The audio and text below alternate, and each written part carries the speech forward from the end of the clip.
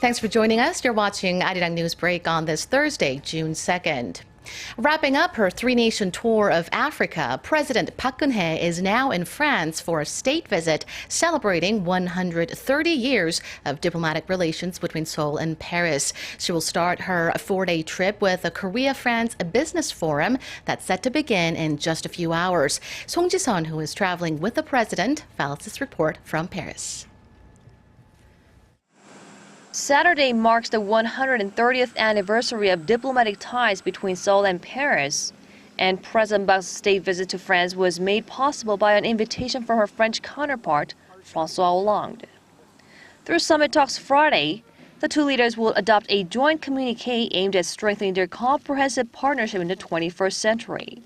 Seoul sees that there's still room for growth and expanding trade volume and investment with the sixth largest economy in the world and third biggest in Europe. To realize the potential, the two sides will seek to diversify trade items and bolster investment, while seeking to foster new industries and the creative economy. Deepening cooperation on the international stage from climate change to nuclear threats is another agenda.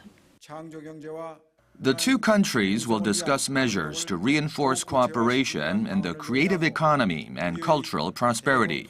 We will also garner support from France on our drive to reunify the Koreas. We'll also seek to boost our global partnership to resolve international issues like sustainable development and climate change. President Park will also be granted a Doctor of Science degree at a Paris university, acknowledging her initiatives for creative economy and cultural prosperity. President Park's official schedule begins with a business forum and partnership on Thursday, followed by a cultural event highlighting Hallyu. To further promote the Korean wave, a K-Culture Week is being held in 9 cities across France. Song Ji-sun, Arirang News, Paris. Now to the latest on North Korea. South Korea has welcomed Washington's latest step toward completely cutting banking ties with Pyongyang. The U.S. Treasury Department designated North Korea as a primary money laundering concern on Wednesday local time. Here's what Seoul Foreign Ministry spokesman had to say. The South Korean government highly evaluates the measure. It reflects Washington's resolute will to keep imposing strong unilateral sanctions on North Korea, along with the thorough implementation of UN Security Council Resolution 2270 to bring about actual change in North Korea, including the regime's denuclearization. The ministry also notes the designation came months before Washington's deadline for reviewing its North Korea Sanctions Enforcement Act. The government expects the designation to take a direct toll on North Korea's financial affairs and also affect other countries with U.S. bank accounts if they do not stop transactions with Pyongyang. Watchers say it could also be seen as a message to China to keep the pressure on the North. Korea's central bank says that the country's economic growth rate has remained in the 0% range for second straight quarter. The slowing growth is driven by feeble demand both at home and abroad. Shin Se-min reports. Another quarter of slowing growth. The Korean economy grew 0.5% in the first 3 months of this year, continuing its 0% range growth for the second straight quarter. That's a slowdown from the 0.7% growth logged in the fourth quarter of last year. The Bank of Korea said the figure was dragged down by slowing demand at home and abroad.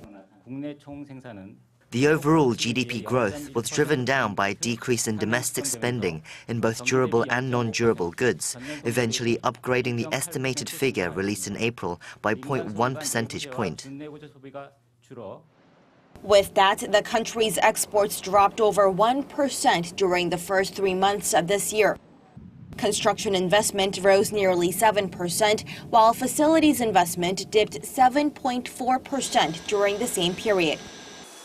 The local economy grew at 2.8% compared to the year before, matching the central bank's growth outlook for this year. Still, questions linger over whether the economy will be able to stay on target, as the 2.8% is a downgrade from 3% projection in January. Experts suggest a rate cut down the line, as domestic spending hasn't yet returned to normal after the MERS outbreak last year. They say measures to boost domestic spending are sorely needed as the country's economic growth has been in the 0% range for nearly 2 years, with the exception of the third quarter of last year when growth was at over 1% after a government stimulus package following the MERS outbreak. 신세민, 아리랑 뉴스. South Korea is gearing up for its participation in this year's Rim of the Pacific exercise in Hawaii this summer. The world's largest international maritime warfare exercise runs from June 30th to August 4th, with the participation of 27 nations, making it the largest ever.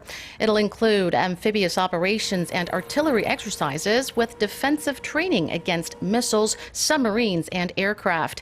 South Korea will send some 700 servicemen from the Navy and Marine Corps, along with 3 warships, maritime surveillance aircraft, a guided missile destroyer, and other military assets.